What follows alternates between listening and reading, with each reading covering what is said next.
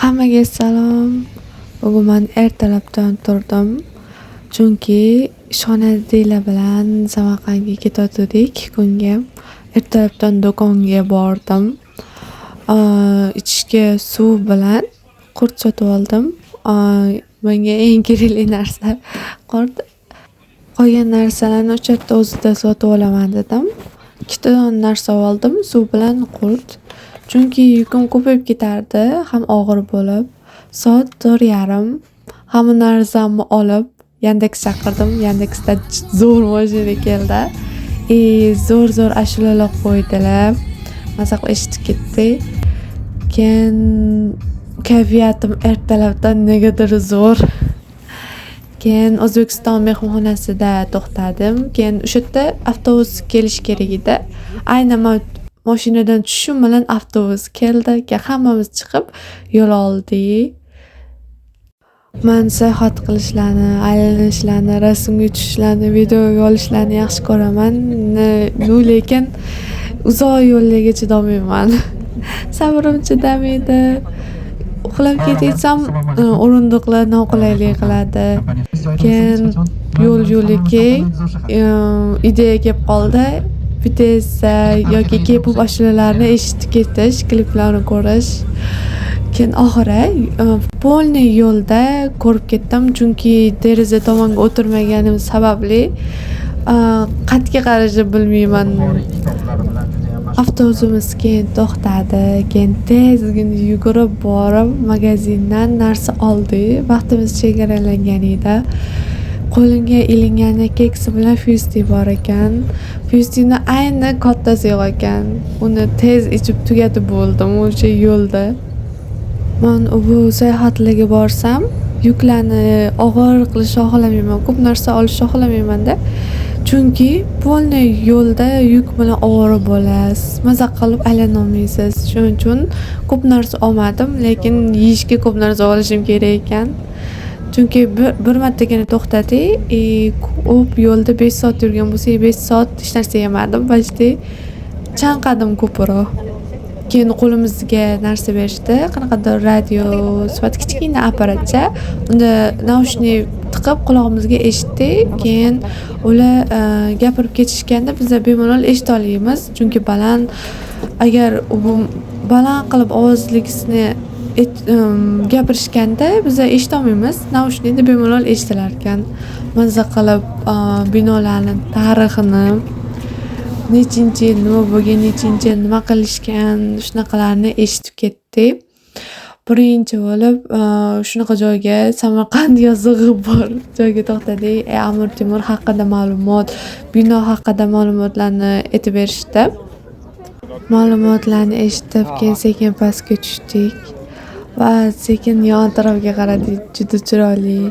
Ayniqsa binoni ichiga kirganimizda bejirim naqshlar ancha hamma odamni e'tiborini tortdi.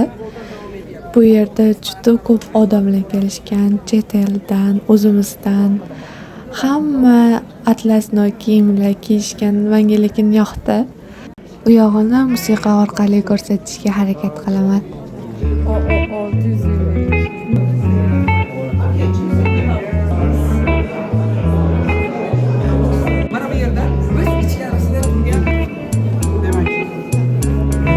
Rakamlar bilan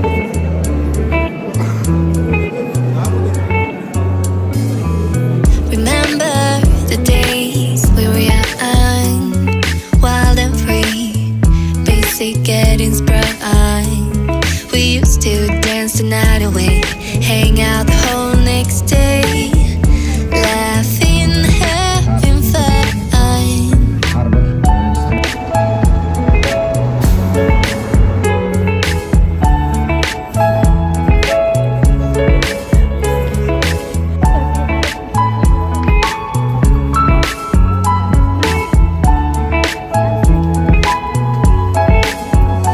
Summer love, you have no idea what you did to me.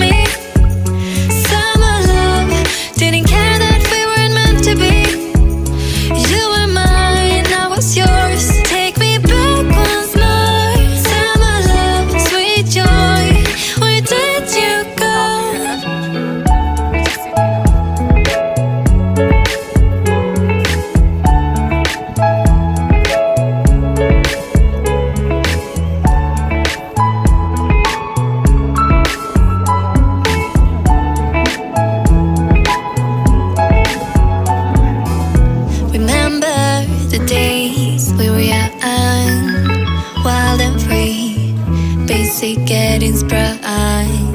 We used to dance the night away, hang out the whole next day, laughing, having fun. Summer love, you have no idea what you did to me. Summer love, didn't care that we weren't meant to be. You were mine, I was yours. Take me back once more. Summer love, where did you go? Summer love, you have no idea what you did to me. Summer love, didn't care that we weren't meant to be. You were mine, I was yours. Take me back once more. Summer love, sweet joy, where did you go?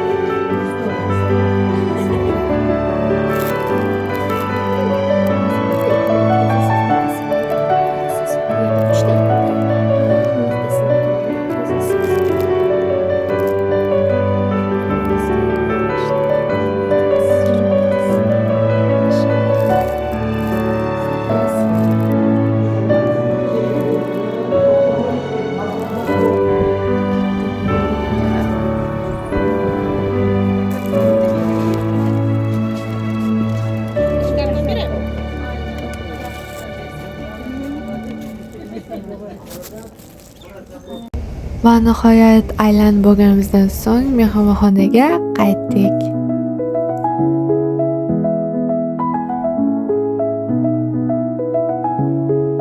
Mehmonxona rosayam yoqdi menga. Tashqi ko'rinishda ham qulaylik, hamma narsalari akkuratniy ekan.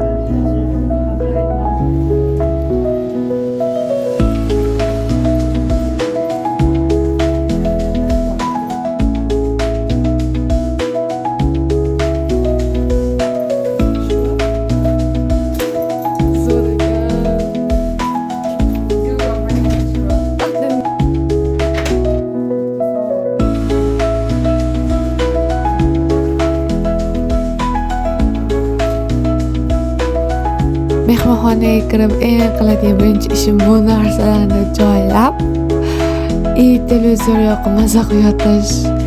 Chunki boya rosa aylanganimiz sababli rosa charchadim. Ham oftob maza qilib televizorda koreyskiy ashulalarni eshitib narsa yedim. Va nihoyat iftorlik vaqti keldi. Soat 5:30. Biz iftorlik uchun ketyapmiz.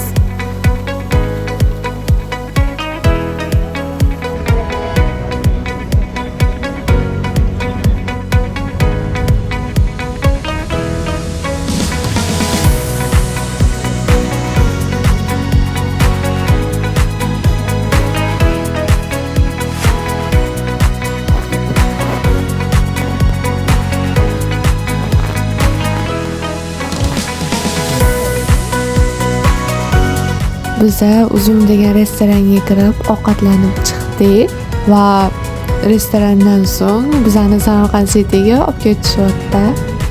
Menga Samarqand City'ning atmosferalari, ko'rinishi juda yoqdi.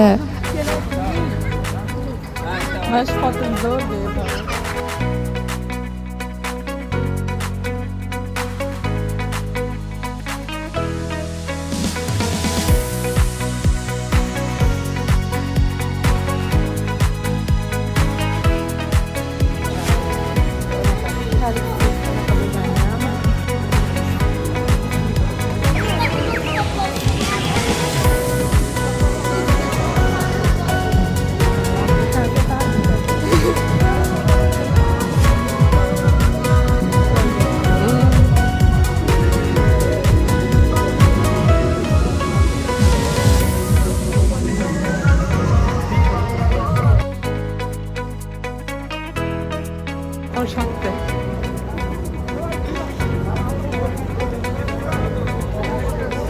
Aylanib bo'lganimizdan keyin mehmonxonaga qaytdik. Men o'zimga kofe damlab, ichib, keyin maza qilib uxladim.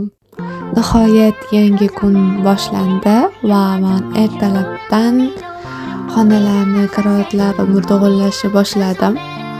Samarqandga 2 kunga kelishimizligi sababli biz mehmonxonada bir kun o'tib qoldik va narsalarimizni yig'ishtirib oshxonaga bordik va ertalabdan narsa yig'ganimizdan keyin yana bugun kuni bo'yi aylanamiz va bizani ertalabdan yana aylantirishga olib ketishdi.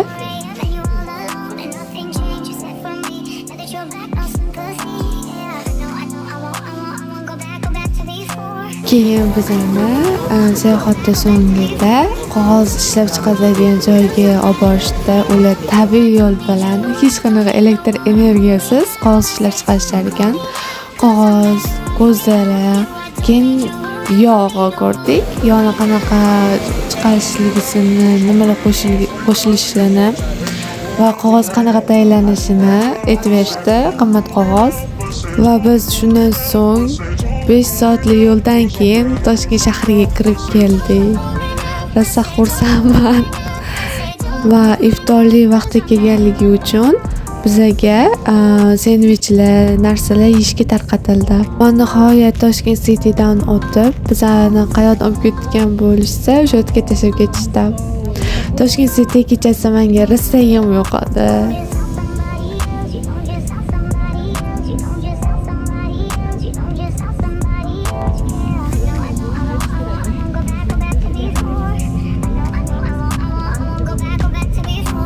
Avtobusdan tushib oldim va taksi chaqirtirdim. Taksida o'tirib uy tomon ketaman. 2 kunim Samarqandda unutilmas bo'ldi. Vlogimni tomosha qilganingiz uchun rahmat. Obuna bo'lishni unutmanglar.